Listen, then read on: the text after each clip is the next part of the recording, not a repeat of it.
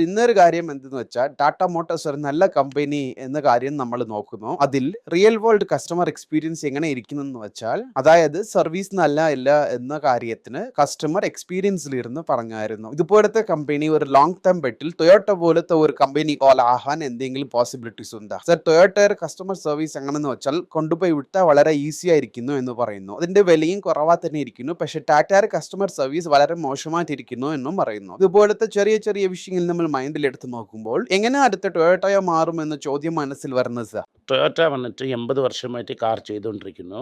ഇവർക്ക് 8 ഇയേഴ്സ് ഒരു ട്രക്ക് കൂടെ ചെയ്തില്ല. ഇവർ വന്നിട്ട് ഒരു 20 വർഷമായി തന്നെ വണ്ടി ചെയ്തുകൊണ്ടിരിക്കുന്നു. പ്രോബ്ലം ഈസ് ടാറ്റ മോട്ടോഴ്സിൻ്റെ USP വന്നിട്ട് ഒരു ട്രക്ക് കമ്പനി. ട്രക്കിൽ വന്നിട്ട് സർവീസ് അത്രയ്ക്ക് ഇമ്പോർട്ടൻ്റ് ഇല്ല. ഒട്ടിൽ കൂടെ നിങ്ങൾ സർവീസ് നോക്കണ്ട. കമ്പനിയിലെ സർവീസ് സെൻ്റർ ഇരിക്കും. കമ്പനിയുടെ സർവീസ് തന്നെ നന്നായി നടക്കും എന്നത് ടാറ്റ കൾച്ചറിലേ ഇല്ല.